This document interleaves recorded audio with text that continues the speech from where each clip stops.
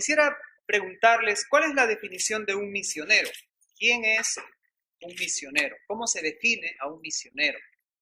¿Alguien quiere dar una respuesta? ¿Quién es un misionero? Bueno, les doy una definición simple de misionero. Un misionero es uno que en el cumplimiento de la Gran Comisión cruza barreras geográficas o culturales. Barreras geográficas o culturales. Ahora, si tenemos esa definición sencilla en la mente, la pregunta sería, ¿quién es el más grande misionero de toda la historia? Muy bien, algunos han respondido que Jesús, por ahí escuché a algunos mencionar algo de Pablo. ¿Pero quién es? El Señor Jesús. El Señor Jesús, cuando se encarnó, Él no solamente cruzó barreras geográficas o culturales, sino que Él cruzó la barrera ¿entre qué? Entre lo divino y lo humano. Y en el Señor Jesucristo se hizo un puente de lo divino y lo humano, de tal manera que el Señor Jesús es el misionero más grande de toda la historia. Dice Colosenses 2:9, en Él habita corporalmente toda la plenitud de la deidad. No hay más grande estímulo que la encarnación, entonces, para la obra misionera. O sea, pensar en la encarnación de Cristo debe ser el estímulo más grande y más que poderoso para que nosotros hagamos la obra misionera. ¿Pero en qué forma? Vamos a ver aquí a partir del versículo 27, 4 formas en las que debemos cumplir la Gran Comisión. Filipenses 1:27, vamos a ver 4 formas en que debemos cumplir la Gran Comisión. En este capítulo 1 el apóstol Pablo primeramente saluda, comparte sus oraciones, luego también, aunque él está preso, él comparte el gozo que siente de que Cristo esté siendo predicado, aunque algunos están predicándolo con mala motivación, pero de todas maneras él se goza. Luego expresa ese célebre versículo, para mí el vivir es Cristo y el morir es ganancia, pero yo sé que me voy a quedar porque es más necesario por causa de la obra. Y luego de hablar acerca de sí mismo, ahora va a dar, inspirado por Dios, el primer mandato en el versículo 27. ¿Cuál es el mandato allí? ¿Cuál es el mandato en el versículo 27? Que os comportéis como es digno del Evangelio. ¿Correcto? Pastor, pero no está en imperativo. Bueno, es verdad, no hay un verbo imperativo, pero hermanos, en la Biblia necesitamos prestar atención a los deseos de Dios. En este caso está en subjuntivo, ¿no? Expresando un deseo de Dios. Y como nosotros amamos a Dios, debemos decirle a Dios, tus deseos, ¿qué debemos decirle? Tus deseos son órdenes para mí. Y este es el deseo de Dios. El deseo de Dios es que os comportéis como es digno del Evangelio de Cristo. No debemos comportarnos de la manera que nosotros pensamos, no debemos comportarnos de la manera que otro nos dice que debemos comportarnos como es digno del Evangelio de Cristo. Esta conducta digna, porque aquí no está hablando ya de actitudes, sino de acciones, esta conducta digna, hermanos, debe ser una actitud solamente cuando el líder fundador está allí. Miren qué dice el verso 27. Para que sea que vaya a veros o que esté ausente, ¿qué? Oiga de vosotros que estáis firmes en esta conducta digna del Evangelio. Entonces es una conducta que se debe mantener haya o no haya un líder presente, haya o no haya el misionero, el fundador presente. Es una conducta que debemos mantener en todo tiempo. Pero ¿cuál es esa conducta digna del Evangelio según este versículo 27? Oiga de vosotros, y aquí viene, que estáis firmes en un mismo espíritu, ¿haciendo qué? Combatiendo unánimes por la fe del Evangelio. ¿Cuál es la conducta digna del Evangelio de Cristo? Que nosotros estemos como dice el texto, firmes, ¿qué más? Unánimes, ¿qué más? Paraditos allí, estáticos, descansando, no. ¿Cómo debemos estar? Combatiendo, ¿cómo dice? Unánimes por la fe del Evangelio. Es decir, hermanos, lo normal, la conducta normal, la expectativa de Dios para cada uno de nosotros es esta. que estemos combatiendo unánimes por la fe del Evangelio. Versículo 28. ¿Qué va a haber cuando uno quiere combatir por el Evangelio? Cuando uno quiere vivir dignamente combatiendo por el Evangelio. Verso 28. ¿Qué va a haber? Oposición, ¿verdad? Dice el verso 28, y en nada intimidados por los que se oponen. Va a haber oposición. Esperemos oposición, esperemos problemas. Dijo el apóstol Pablo, y también todos los que quieren vivir piadosamente en Cristo Jesús, ¿qué van a padecer? Persecución. Es decir, lo normal de un creyente, lo digno de un creyente, de un hijo de Dios, es que esté combatiendo por el Evangelio. Pero también lo normal es que enfrente oposición. Pero Dios no quiere, y Pablo, inspirado por Dios, le dice a los hermanos de Filipos que no quería que esa oposición a ellos les intimide. ¿En qué porcentaje debía afectarles esa oposición, según el versículo 28? ¿En qué porcentaje debía afectarles en la oposición de otros hacia la predicación del Evangelio? 0%, hermanos. Vamos a leer el verso 28 y si nota que el de su lado está pestañeando, léale en el oído, ¿ya? Ok, leemos verso 28, por favor. Dice, y en nada intimidados. Uy, a ver, ¿no están ahí? Filipenses 1:28, ¿están ahí? A ver, de nuevo, 2, 3. Y en nada intimidados por los que se oponen, para que ellos ciertamente sin perfección, mas para vosotros de salvación, y esto es de Dios. Amén. Entonces, ¿qué está diciendo? Está diciendo, compórtense como es digno del Evangelio. ¿Cuál es la conducta digna del Evangelio? Que combatan unánimes en la fe, por la fe del Evangelio. Van a enfrentar oposición, pero esa oposición no debe desanimarles en lo absoluto, ni 1 milímetro. Y ustedes deben mantener esa conducta, deben mantenerse en la batalla. Ahora, ¿por qué se oponen, según este versículo? Porque ellos están perdidos, porque son incrédulos, porque ellos no conocen la verdad. El apóstol Pablo, que está siendo usado por Dios para escribir esta carta, fue uno de los que se opuso a los cristianos. ¿Hasta qué punto se opuso? Hasta matarlos, perseguirlos, arrastrarlos, llevarlos a las cárceles, etc. Entonces él sabe de lo que está hablando, ¿no? Y él sabe que un hijo de Dios no debe desanimarse por la oposición que pueda encontrar. Ahora, hermanos, no sé cuántos de ustedes han escuchado esa historia del viento y el sol, que entraron en competencia para ver si había un hombre ahí con su poncho y su sombrero. Entonces hicieron una competencia, el sol con el viento, a ver quién le quita, ¿no? ¿Y qué pasó? El viento comenzó a soplar, ¿y qué hizo el hombre? Agarró su sombrero. Y el viento seguía soplando más fuerte, y cuanto más soplaba, el hombre se envolvía más en su poncho y agarraba más su sombrero. Pero luego dice la historia que cuando el sol comenzó a calentar, ¿qué pasó? El hombre se empezó a sacar el sombrero y ganó el sol. Bueno, así debemos ser, es decir, cuanto más viento, cuanto más oposición, ¿qué? Más debemos agarrarnos de la tarea que el Señor nos ha encomendado, más debemos estar firmes en la fe, en la lucha por el Evangelio que el Señor nos ha encomendado. Es también como la cometa. ¿Qué pasa qué tiene que haber para que esa cometa se eleve? Viento. El viento, en lugar de desanimar, de impedir que la cometa alce vuelo, más bien el viento le ayuda. Y cuanto más viento, mejor, se eleva más. Entonces, así debemos ser nosotros frente a la oposición. Es lo que Dios le está diciendo a los filipenses a través del apóstol Pablo. Y luego les dice que eso ocurre porque, como son incrédulos, ellos van a oponerse, pero nosotros que somos salvos tenemos que seguir firmes. Versículo 29. Este versículo, hermanos, es impactante. Hay que combatir unidos por la fe del Evangelio, porque a nosotros se nos ha concedido 2 cosas. ¿Cuáles son esas 2 cosas? Se nos ha concedido que creamos en Él, número 1, pero también se nos ha concedido, número 2, que suframos por Él. Hermanos, en otras palabras, es un privilegio sufrir por Cristo. ¿Lo cree? Mire, por favor, conmigo Hechos capítulo 5, versículo 41. Hechos capítulo 5, versículo 41. Hablando de Pedro y Juan.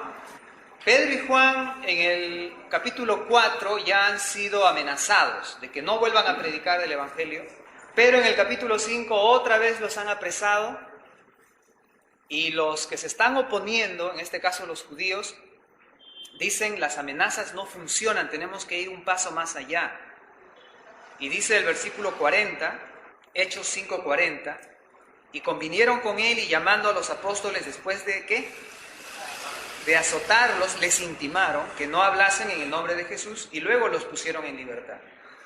Versículo 41, ¿y ellos cómo salieron de la presencia del concilio? Quejándose, frustrados, decepcionados de Dios. Señor, ¿me has fallado? No. Dice ese verso, ellos salieron de la presencia del concilio gozosos. Con las heridas en la espalda, porque sin duda los judíos no les han azotado con cariño, ¿no? Con las heridas, la ropa ahí que le molesta y todo el dolor, pero por dentro estaban felices. ¿Y qué decían? ¡Qué privilegio! Que no nos han azotado por delincuentes, ladrones, adúlteros, nos han azotado, ¿cómo dice ahí? Por causa del nombre. Y entonces, hermanos, entendiendo que era un privilegio sufrir por Cristo, dice el versículo 42, y todos los días en el templo y por las casas no cesaban de ¿qué? Justamente de hacer lo que les habían prohibido. Regresamos a Filipenses. Es un privilegio, hermanos, que nosotros suframos por el Señor. Yo no sé cuántos aquí ya han recibido azotes por causa del Señor. No sé si solo hemos recibido insultos, o no sé si también hemos recibido algún tipo de agresión. No sé hasta qué punto, hasta qué grado hemos sufrido por la causa del Evangelio, pero esperemos oposición, esperemos sufrimiento. Es lo normal, es lo que debe venir. No hay tiempo ahorita para mirar Primera de Pedro, pero Primera de Pedro 3, 14, 4, 15 dice, si usted padece como cristiano, no se avergüence por ello, mas glorifique a Dios. Porque es un privilegio sufrir por causa del Señor Jesucristo. Entonces aquí en Filipenses, en esta carta de Filipenses capítulo 1, regresamos allí, Pablo, inspirado por Dios, le dice a los hermanos, combatan unánimes por la fe del Evangelio, no se intimiden en nada por la oposición, porque es un privilegio creer en Cristo, es un privilegio sufrir por Cristo. Verso 30. Esto que les hablo, no se los hablo de teoría, dice Pablo. Esto que les hablo del sufrimiento no les hablo porque, bueno, lo he visto en la vida de otros, no. Pablo dice, teniendo el mismo conflicto que habéis visto en mí. ¿Se acuerda en qué capítulo de Hechos está la historia en que se forma la iglesia en Filipos? Es famoso ese capítulo. Hechos 16. ¿Qué pasó? Los metieron a la cárcel. ¿Qué más? Los azotaron y los pusieron en el cepo. ¿Y qué hizo Pablo con Silas? Cantaban himnos y alababan a Dios. Entonces él dice, miren, ese fue el conflicto también que nosotros pasamos y que ustedes vieron, porque en el inicio de la iglesia a eso sufrimos. Y luego añade, no solamente habéis visto en mí, luego añade, y ahora oís que hay en mí. ¿Por qué? Porque ahora Pablo está escribiendo ¿desde dónde? Desde la cárcel.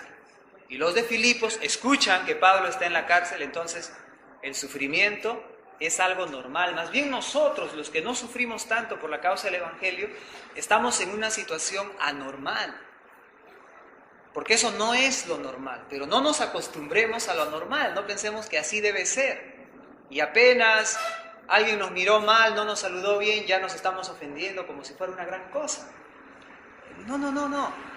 Esperemos conflictos, esperemos luchas, esperemos oposición, porque los que combaten por la fe, por el Evangelio de Cristo, van a gozar de ese privilegio de creer en Jesús y de sufrir por Él. Bien, hermanos, entonces hasta ahí el primer mandato. En el capítulo 2, llegamos al capítulo 2 y vamos a encontrar allí otro mandato. Capítulo 2, verso 1. Por tanto, si hay alguna consolación en Cristo, ¿hay o no hay consolación en Cristo? Si hay. Si algún consuelo de amor, si alguna comunión del Espíritu, ¿hay o no hay comunión del Espíritu? Sí hay. Si algún afecto entrañable, entonces todas estas cosas sí hay, sí existen. Si alguna misericordia, ahora viene el mandato en el verso 2. Completad mi gozo, ¿cómo? Sintiendo lo mismo, teniendo el mismo amor, unánimes, sintiendo una misma cosa. Vamos a leerlo juntos, por favor, el verso 2, ¿ya? 2. ¿Listos? Completad mi gozo, sintiendo lo mismo, teniendo el mismo amor, unánimes, sintiendo una misma cosa. ¿Qué es lo que Dios espera? Porque lo que está diciendo Pablo aquí es la voluntad de Dios para los de Filipos, es la voluntad de Dios para nosotros. ¿Qué es lo que Dios espera? Hay un problemita, sin embargo, hermanos, en la palabra sintiendo. Porque leemos allí sintiendo en el versículo 2 y pensamos, emociones, sentimientos, ¿no? Bueno, creo que esa es una debilidad en la traducción, porque la palabra allí es una palabra que viene del verbo froneo. El verbo froneo es un verbo que indica actitud, que indica pensamiento, indica una acción mental. Es un estado del pensamiento, no es solamente una emoción como lo podemos entender. Por ejemplo, aquí nomás, unas hojas más adelante en Colosenses capítulo 3, Colosenses capítulo 3, versículo 2. Ahí está el mismo verbo, pero ahí ya no se ha traducido sintiendo, sentimiento.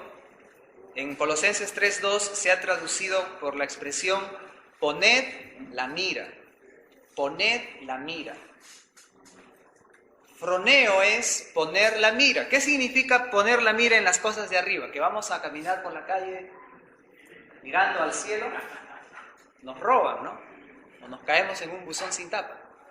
¿Qué significa poner la mira en las cosas de arriba? Significa que nuestra mente debe estar enfocada en Dios. Debe estar enfocada en las cosas celestiales, debe estar enfocada en las cosas espirituales, o sea, en las cosas de Dios. Esta es la misma expresión de Dios, y eso lo mejor lo miramos, hermanos, para que se quede mejor. Mateo capítulo 16 es la misma expresión de Jesús cuando le habla al apóstol Pedro. Mateo capítulo 16.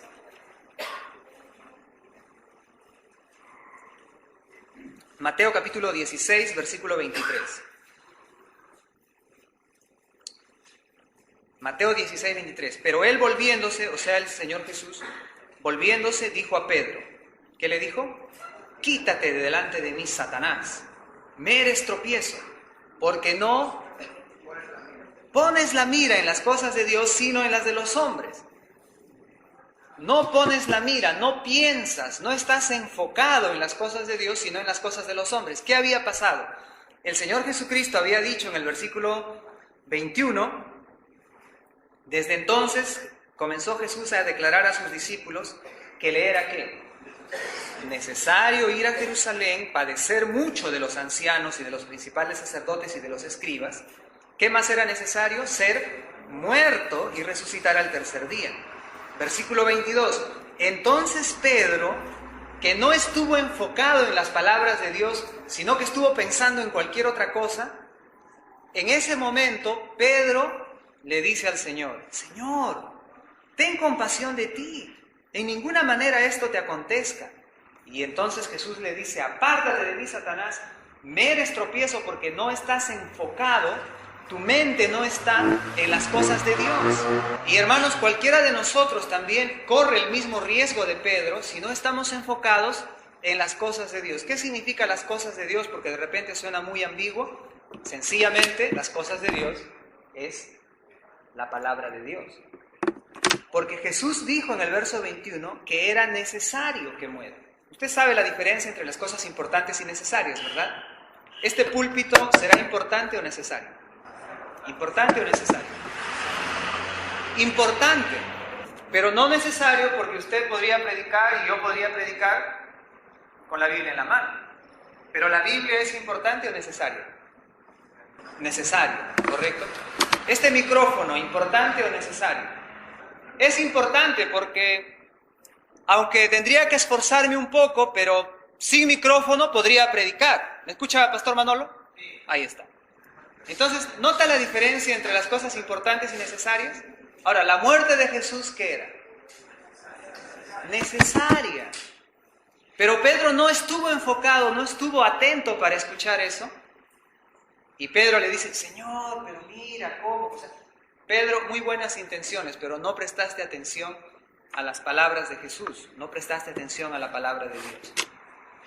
Entonces, hermanos, la palabra, vamos a regresar a Filipenses, la palabra sintiendo es pensando, no es emoción, sino es pensamiento. Estamos en Filipenses 2:2.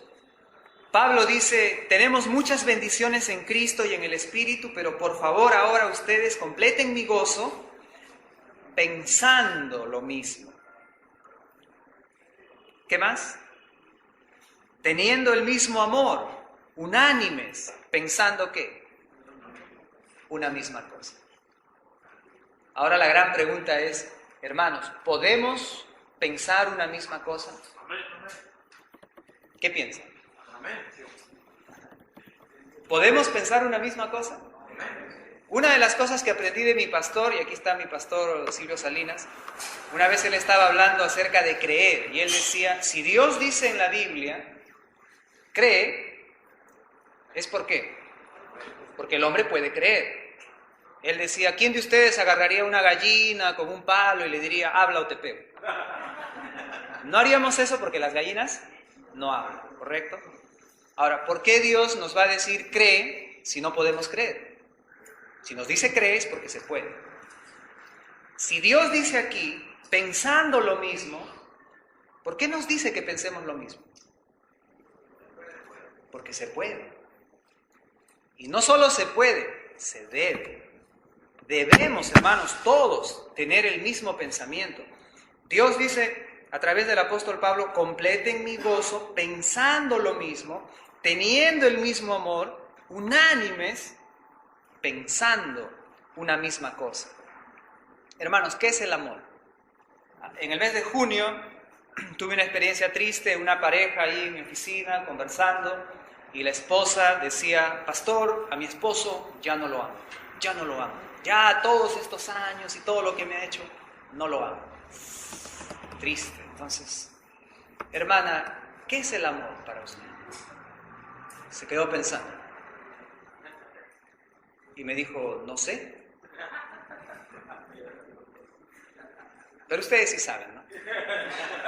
¿Qué es el amor? Alguien que se anime. Yo sé que lo saben, pero son tímidos. O de repente los frijoles están haciendo efecto y no quieren expresarse. Pero, a ver, ¿qué es el amor? Alguien que me diga qué es el amor.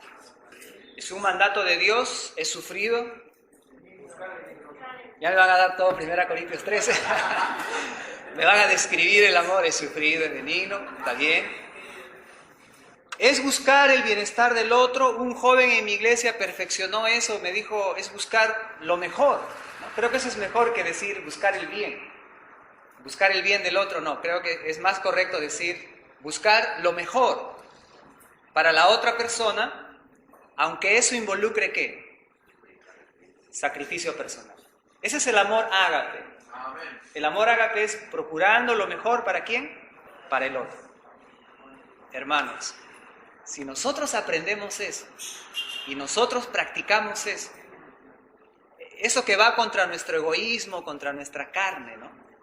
Pero si nosotros con la ayuda de Dios practicamos el amor, se acabaron los pleitos. Se acabaron las divisiones, las dificultades, porque no vamos a estar pensando en mi bienestar, en mi gloria, en mi posición, en mi estatus, en mi imagen. No, vamos a estar pensando en ¿qué? En el bienestar del otro. Sobre todo en la gloria de Dios, vamos a hablar de eso. Pero luego entre nosotros, en el nivel horizontal, vamos a estar procurando lo mejor para el otro. ¿Es necesario que el otro crezca, aunque yo? Amén. Punto.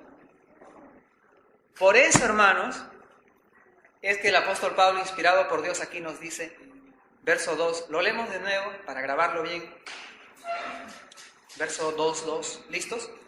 Completad mi gozo, sintiendo lo mismo, teniendo el mismo amor, unánimes, sintiendo una misma cosa. Y usted en su mente ya traduce sintiendo por pensando, teniendo una actitud mental, no solamente es emoción. Entonces, si Dios nos dice que se puede y es más, debemos hacerlo. Y ahí termina el segundo mandato. Vamos ahora al tercer mandato en el versículo 3. ¿Cuál es el mandato allí? Muy conectado con el versículo 2. ¿Cuál es el mandamiento?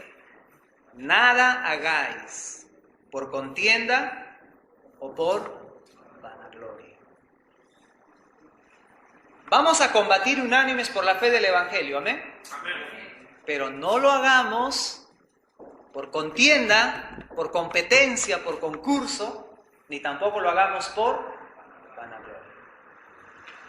Yo voy a mandar, o mi iglesia va a mandar un misionero, mi iglesia sola, para demostrarle a las demás que mi iglesia es capaz.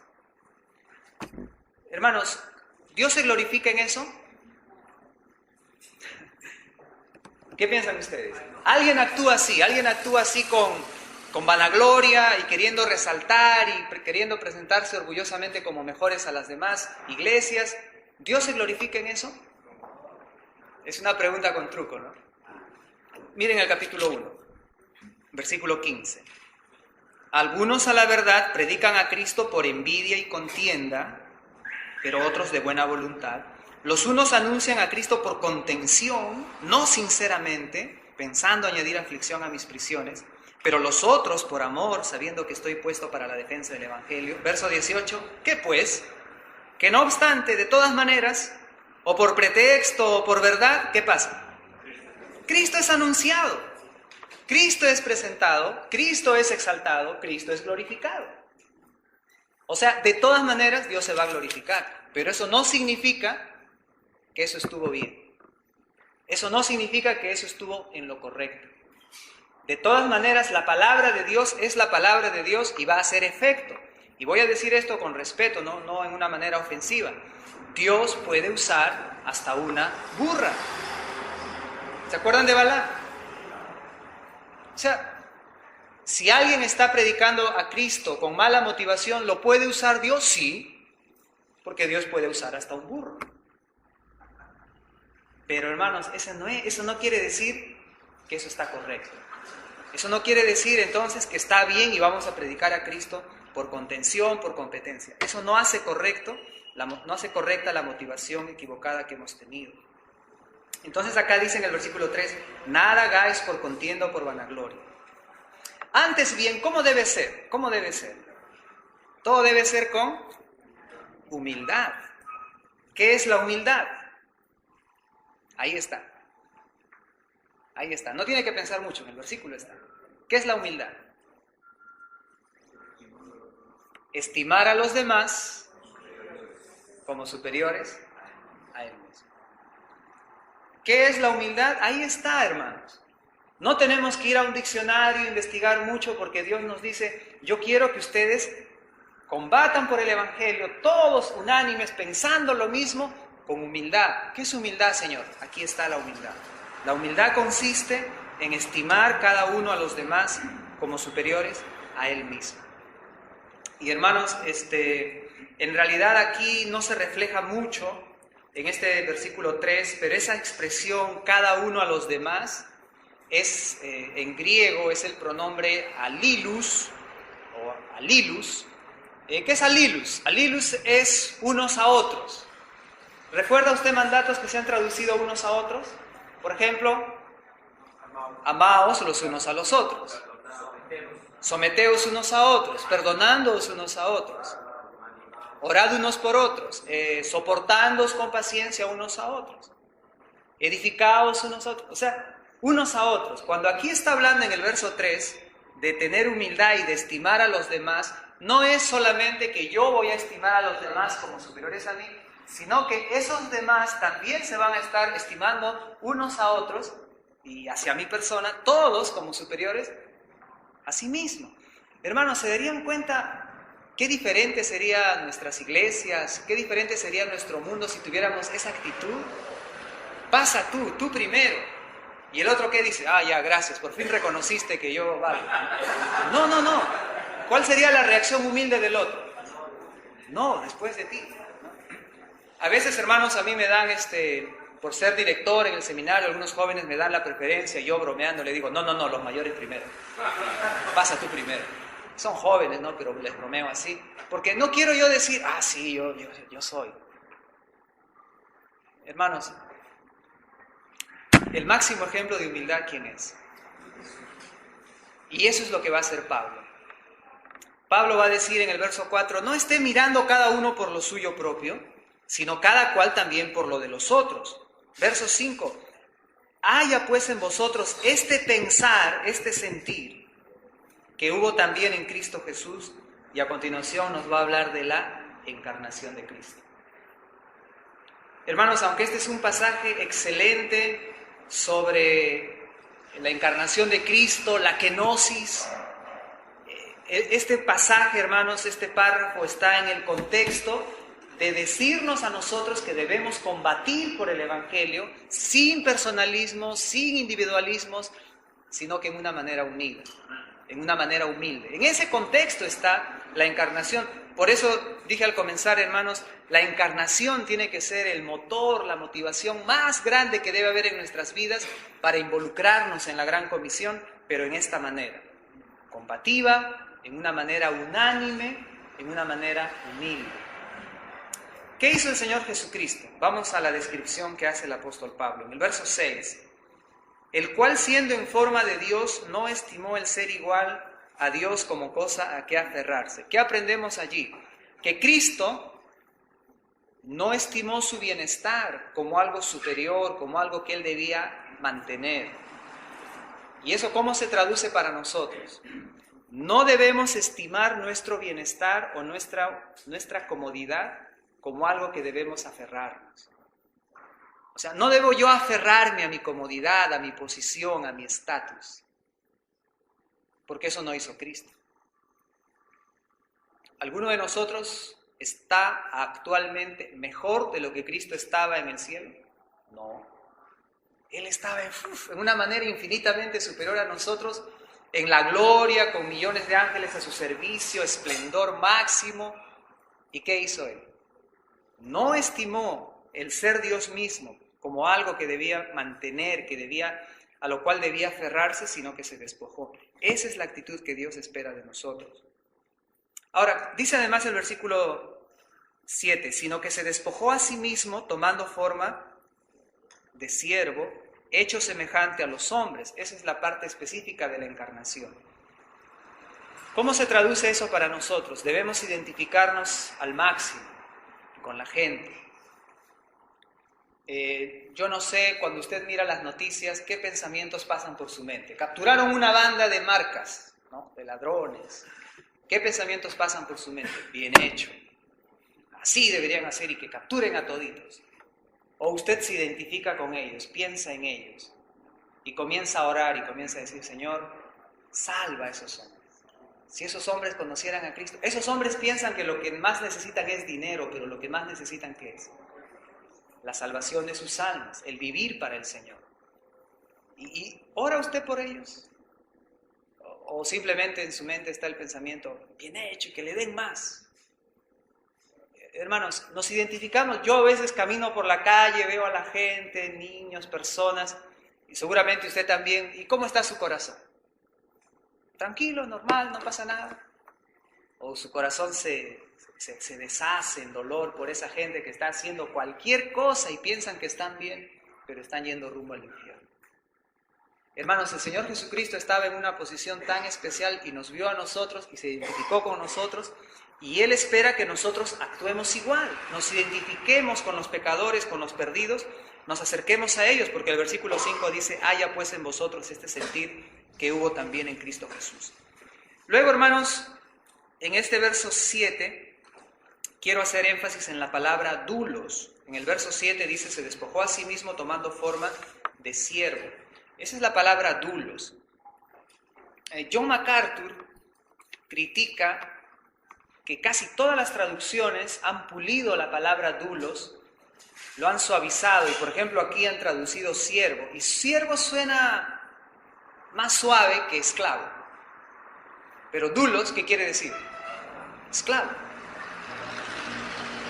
Entonces la crítica de John MacArthur es, ¿por qué no pusieron esclavo en las traducciones? Y él dice que se ha revisado todas las traducciones en inglés y solamente encontró una que usa esclavo. Las demás, siervo, que usa un poco suave. Y algunos piensan que, bueno, es que la palabra esclavo es una connotación, tiene una connotación muy fuerte, muy baja, mejor no. Pero hermanos, en el tiempo en que Dios usó doulos aquí, era un tiempo en el que había esclavitud. Y Dios no escogió otra palabra. También en algunas ocasiones es diáconos, ¿no? Siervo. Pero aquí, ¿qué es? Es doulos. Y a veces nosotros sí queremos llamarnos siervos, pero ¿qué tal de llamarse esclavo? ¿Qué tal de usted considerarse a sí mismo un esclavo de Cristo en vez de siervo? Porque siervo un poquito a veces incluso como que ya se ve como un grado, un nivel honorífico. Yo he puesto ahí en mi computadora uno de los servidores esclavos. Y alguien lo ve y dice, ¿esclavo? ¿Por qué has puesto esclavo? Es que yo quiero recordar, ¿no?, que soy un esclavo. Porque si digo siervo suena muy suave. Y hermanos, el Señor Jesucristo tomó forma de esclavo. Forma de esclavo. Y estando en la condición de hombre, verso 8, se humilló a sí mismo, haciéndose obediente hasta la muerte y muerte de cruz. Bueno, necesitamos seguir el ejemplo de Jesús en no mantener estatus, no aferrarnos a posiciones cómodas, sino despojarnos de eso para hacer la voluntad de Dios. Necesitamos identificarnos con los pecadores, con las personas que están perdidas. Necesitamos humillarnos, así reconocernos esclavos del Señor, como Jesús se hizo un esclavo. Necesitamos también obedecer a Dios hasta la muerte. Es impactante, hermanos. Dice el verso 8, haciéndose obediente hasta la muerte. ¿Hasta cuándo debemos obedecer a Dios? No hay vacaciones, no hay licencias, no hay descansos. Hasta la muerte. Hay que obedecer a Dios hasta la muerte. Póngase en este cuadro. Jesús es Dios mismo, se ha encarnado, es niño y está viviendo en una casa rústica, pobre, sujeto a dos pecadores. ¿Quiénes eran? José y María. Y el Dios encarnado está sujeto a dos pecadores, porque así dice Lucas 2:51, y estaba sujeto a ellos. ¿Lo haríamos? ¿Nos sujetaríamos? ¿Queremos ser siempre líderes o estamos dispuestos también a someternos a otro pecador, como nosotros? Mire el ejemplo de Jesús ahí. Él se humilló a sí mismo, se hizo obediente y obedeció la voluntad de Dios inclusive hasta la muerte. Todo eso, hermanos, ¿para qué? Vamos a leer juntos versículos 9 al 11 y con esto vamos a concluir. ¿Todo esto para qué? 2, 3. Por lo cual Dios también le exaltó hasta lo sumo y le dio un nombre que es sobre todo nombre, para que en el nombre de Jesús se doble toda rodilla de los que están en los cielos y en la tierra y debajo de la tierra, y toda lengua confiese que Jesucristo es el Señor, para gloria de Dios Padre. ¿Cuál fue, hermanos, la meta de Jesús cuando Él dejó su gloria, se hizo hombre, se hizo esclavo, obedeció hasta la muerte y todo lo que estamos leyendo allí? ¿Cuál fue la meta de Jesús? La gloria de su Padre. Para que toda lengua confiese que Jesucristo es el Señor, para gloria de Dios Padre. Hermanos, termino diciendo entonces lo siguiente. La encarnación de Jesús debe ser la más grande motivación para que nosotros también nos involucremos en la obra misionera. Pero ¿cómo debemos involucrarnos en la obra misionera? Número 1, combatiendo. No pasivos, no ahí relajados, sino combatiendo, unánimes por la fe del Evangelio. Número 2, ¿cómo debemos combatir por el Evangelio? Teniendo un mismo pensar. Teniendo un mismo pensar, y Dios no nos pide cosas imposibles. Debemos tener un mismo pensar. Número 3, ¿qué debe primar en nuestras relaciones? La humildad. No haciendo nada por contienda, no haciendo nada por vanagloria, sino con humildad. ¿Qué es la humildad? considerar a los demás como superiores, y el otro también me considera a mí como superior, y todos unos a otros considerándonos superiores a nosotros mismos. Nuestro ejemplo máximo de humildad, Cristo, quien nos enseña a no aferrarnos a una comodidad, quien nos enseña a identificarnos con el pecador, quien se hace esclavo de Dios, le obedece a su Padre hasta la muerte, y todo eso para traer gloria y honra al Señor. Nos ponemos de pie y vamos a orar.